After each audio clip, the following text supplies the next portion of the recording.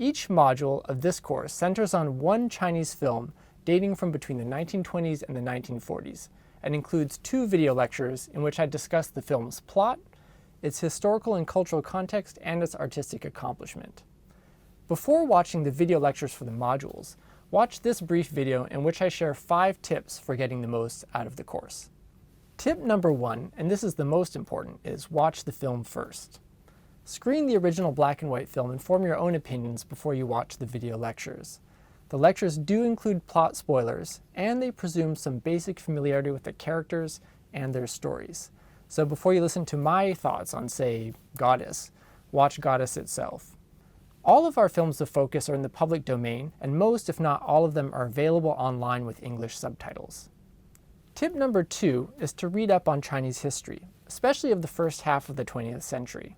The films we'll be discussing were released in an era that few of us lived through, and you'll enhance your appreciation of them if you have some familiarity with what was happening in China back then. A few historical milestones include the decline of the Qing dynasty, the 1911 revolution, the reign of Yuan Shikai, the warlord era, Japanese invasions of the 1930s, World War II, the Chinese Civil War, and the founding of the People's Republic of China. Now, you certainly don't have to be a history expert to enjoy these films, but with a little reading, you'll be able to nod knowingly while watching Song at Midnight and say, "Ah yes, this is clearly an allusion to the Second Republican Revolution of 1913. Tip number 3 is to familiarize yourself with basic film studies terminology. In Chinese film classics, we'll be discussing films not just as reflections of history, but also as works of art in their own right. This course is not highly technical, but we will be attending to cinematic techniques and film form. We'll be discussing cinematography, narrative, editing, sound design, genre, performance, production, exhibition, and that most impressive sounding of film concepts, mise en scène.